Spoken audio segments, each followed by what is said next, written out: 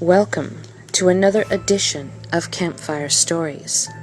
We are your hostesses, Deborah and Cinder, here to make even your darkest nightmares come true. And while Deborah was indeed dug up in time, she still has more of the neighborhood to terrorize. So tonight, gather with me by the fire as I tell you this interesting collection of scary but true stories. 1. This happened about a year ago. A little info about myself. I'm a 19-year-old female. I am also very small. I'm only 4'11" and weigh 95 pounds soaking wet. No, I don't have an eating disorder. My 11th grade year of high school is when this event took place. It was within the first 2 weeks of school, and I was a bus rider. We had a new bus driver. Me, being a very social person, I always thanked him for his service and was always super nice to him. And I believe that's where I might have messed up. One day after school, I was riding the bus. I was always one of the first to be dropped off, so when I realized I had been on the bus for an extra 10 minutes, I was a little curious, and just chalked it up to the fact that the bus routes get changed all the time. At this point, I have been on the bus for about 30 minutes, and there are 2 kids left on the bus, an old friend of mine, and of course myself. This friend of mine lived in a very remote location, and there was absolutely no cell service out there. So when we dropped her off, I couldn't call my parents to let them know what was happening. As we were leaving this area, the bus driver pulled into a cemetery and told me to look out my window. When I did, I saw a torn to shreds baby deer. My whole body went into shutdown mode. I didn't know what to do. My initial reaction was to pull out my phone and call my parents when I remembered I have no signal. I immediately got up and ran to the back of the bus. Keep in mind, I'm the only kid on the bus. We sit by that deer for a good 10 minutes, and the whole time I'm in the back, and my blood is absolutely boiling. It was everything in me not to run off that bus and look for help. When we started to leave, he just started talking about random stuff, like how he loves his wife and loves his new job as a bus driver. The whole time, he's barely paying any attention to the road. I get on my phone and go to Google Maps. Thank God they work, even without service.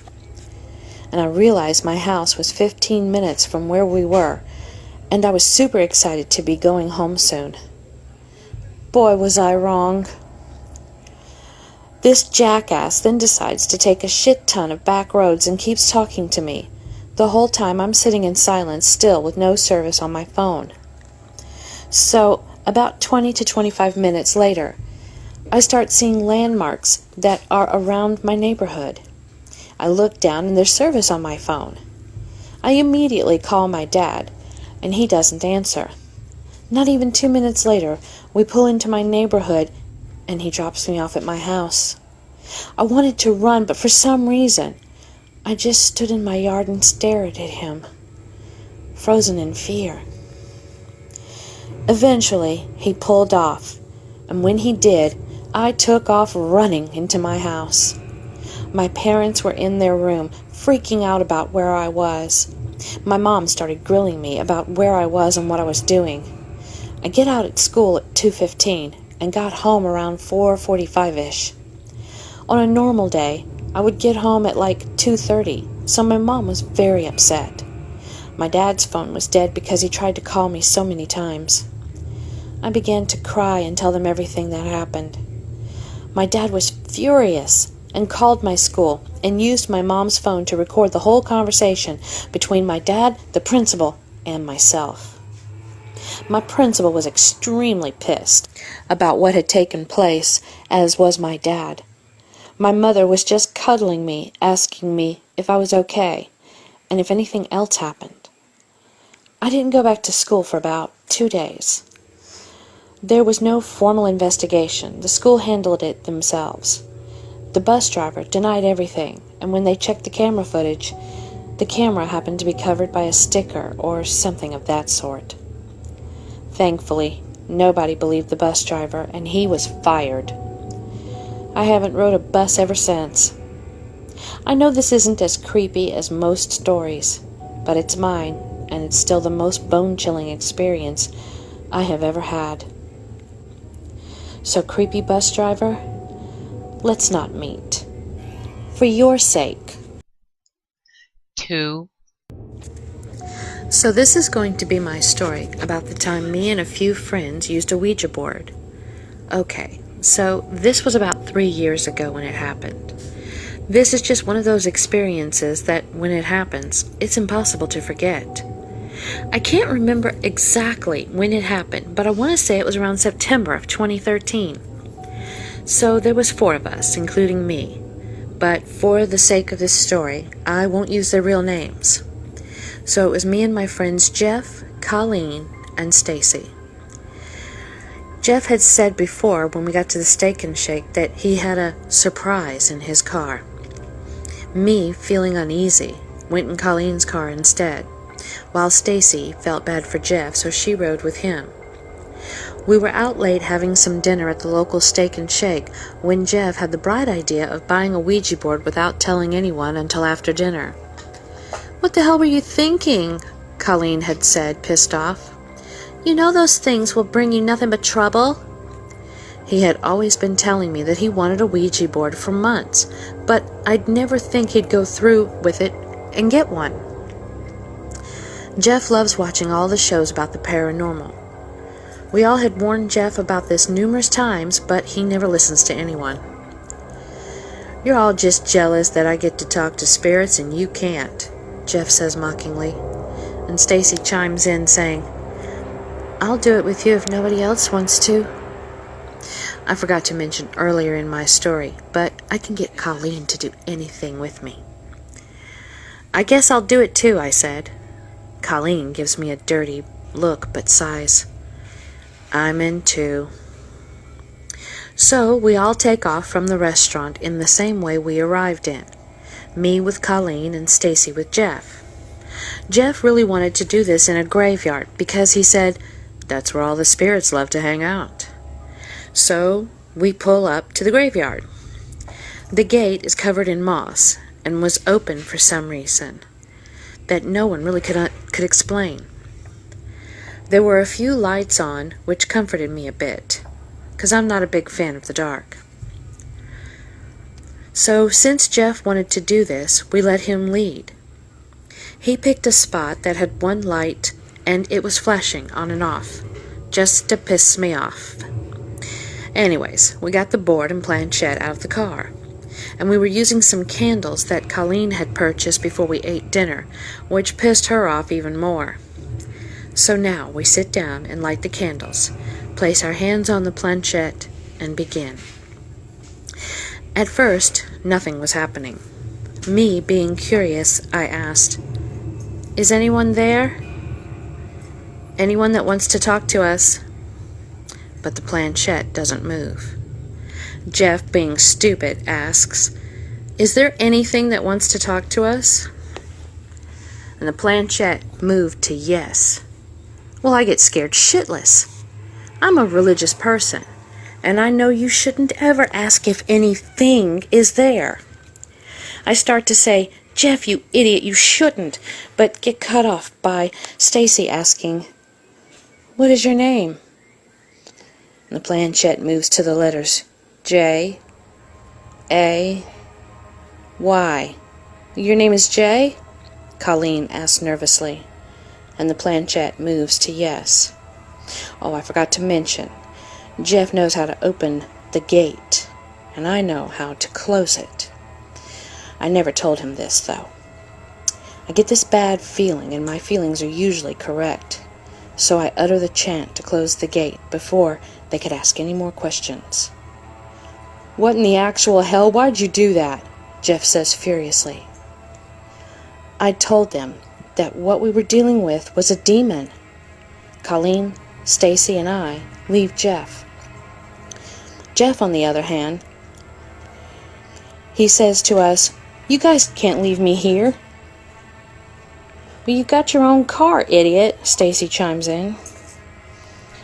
Jeff was being a pouter, so I went with him and the girls went to their room. Jeff apologizes to me and I forgive him. But for some random reason, the lights come on in the car. Jeff manages to turn them off, and the radio kicks in and it turns on and blares Katy Perry's Dark Horse. I managed to turn it down so Jeff could concentrate on driving. Well, that was weird, we both said at the same time. Anyway, we get back to our room. Okay, so Jeff and I are roommates. So are Colleen and Stacy. That's why I said their room and our room. As we are sleeping, we both get the same vision. A boy with light blonde hair, skipping, and everything dying around him. It was the weirdest thing we've ever seen. I called the next day, and the girls said the same thing happened to them as well. To this day, I can't get over it. But we never seem to have anything else happen. 3. Hey there.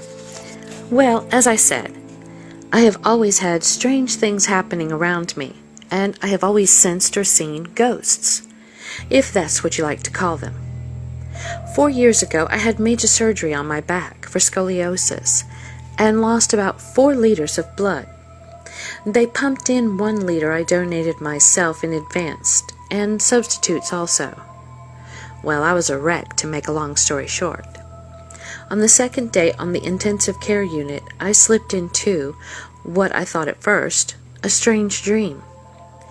I was set on morphine-like meds, so I didn't really wonder about it. I entered the old garden at the place I grew up, where my mom had worked. It's an old hotel built in the 1950s, and there was that huge garden with fruit trees. I have to foreclose that my grandpa died before I was born, but I've met him several times during my life, in dreams or short visions. Well, as I entered the garden, he was there already. We started talking as we do in most dreams with him, nothing serious, merely chatting away. After a while, I had a strange beep in my ears. I look at him and ask, "Did you hear that?" He just looked at me and said, "Go." I was puzzled and asked him again, "Do you hear that beeping?" And again he just looked me straight in the eye and said, "Go." All of a sudden, his face began to melt and rot off of his skull. I was shocked and I turned around to run. In that moment I opened my eyes, and the doctor, hovering above me with defibrillator paddles in his hands, he looked at me and said, "Don't do that again." That beep was the heart monitor. 4. I know I can be easily scared. I've known that since I was in 3rd grade and wet myself because I was afraid of going to the bathroom and seeing Bloody Mary. Since then, I've always stayed an arm's length away from scary movies and did my best to avoid being in potentially dangerous situations, like walking in the woods at night or being alone in a big house. In order to never encounter the latter, I opted to live in apartments. I've always loved the idea of apartments because it was assuring to know that if anything happens, there are people around me that could come help. I felt safe in numbers. During my university days, I lived in a studio apartment close to campus. Now, the position of my room was on the east side of the building, and my classes were on the east side of campus as well.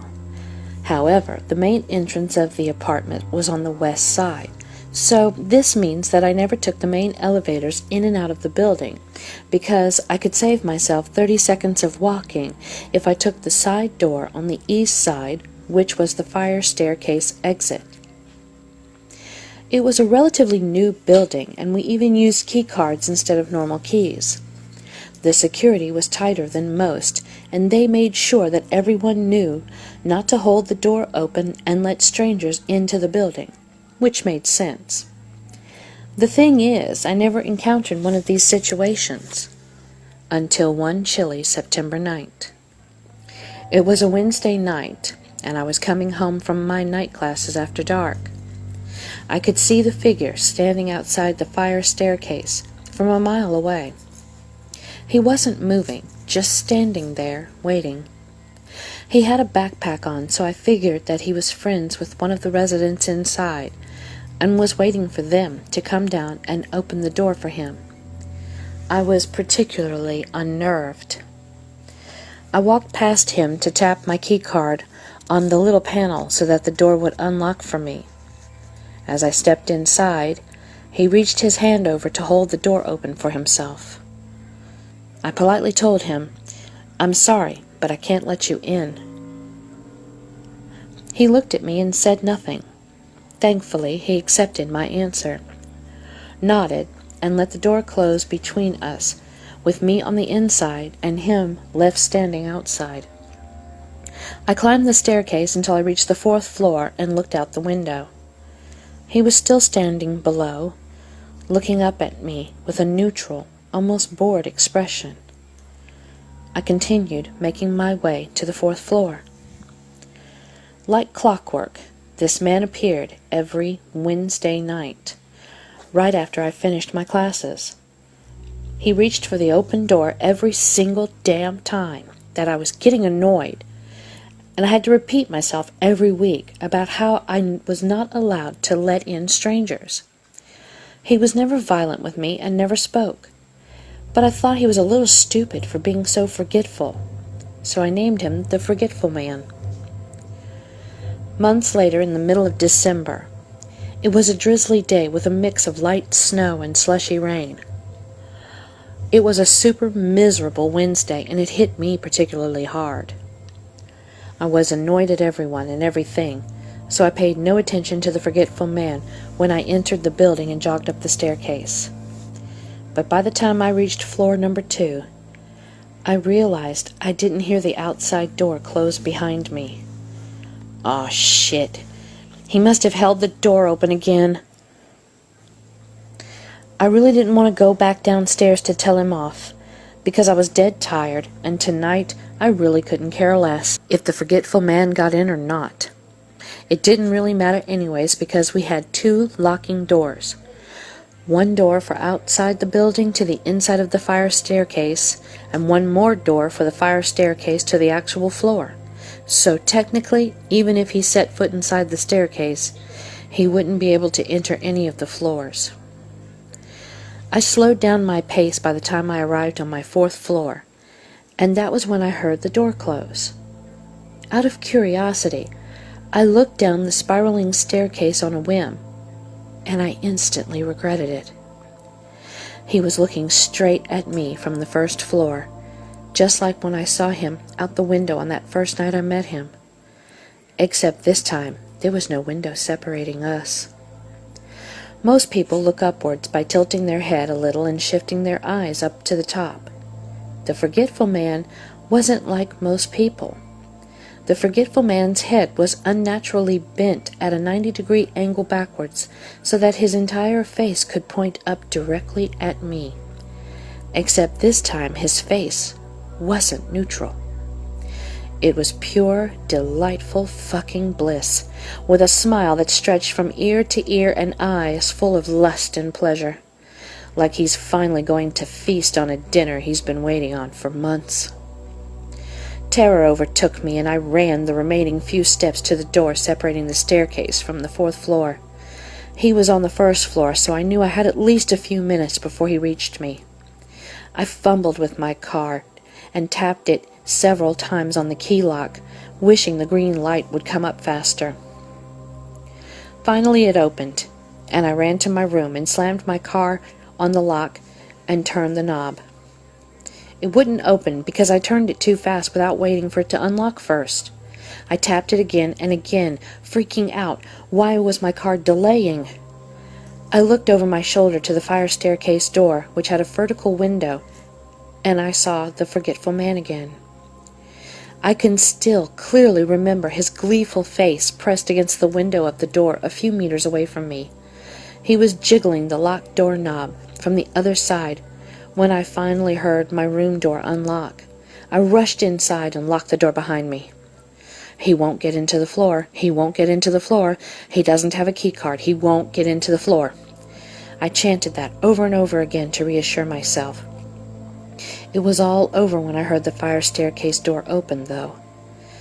I didn't hear any footsteps, yet I could see a shadow approaching the base of my door, blocking the light from passing through the small gap. Although my door was locked, it didn't take long for the forgetful man to unlock it from the outside. I heavily considered jumping out my window when he started to turn the handle. "Hey, what are you doing there?" shouted a girl's voice from down the hall. My doorknob stopped turning immediately, and I heard her high-pitched scream for a fraction of a second before her voice was cut off. I skipped all of my classes because I hid inside of my room for a week. It wasn't hard for the news to reach me. A girl on my floor had gone missing on that same night, which I assume is the girl who shouted at the forgetful man. She wasn't found until spring, when the snow thawed out. Her body was in a ditch in the woods far, far away from campus. I heard that her stomach was torn open and all of her insides were missing, probably eaten. The police alerted everyone to avoid going to the woods alone at night, but I knew she never set foot in the woods, or at least when she was alive. I live in a house now because the forgetful man doesn't target houses. He likes freedom of choice, where every door is a different dish. If you live in an apartment, don't let any strangers in, because once the forgetful man gets inside the building, he certainly won't be forgetting how to enter by himself next time. Thank you for watching, friends. We hope you enjoyed this little visit with us, and if you did, please subscribe, like, and come back next time. And remember, there is nothing in the dark that wasn't there in the light. So enjoy.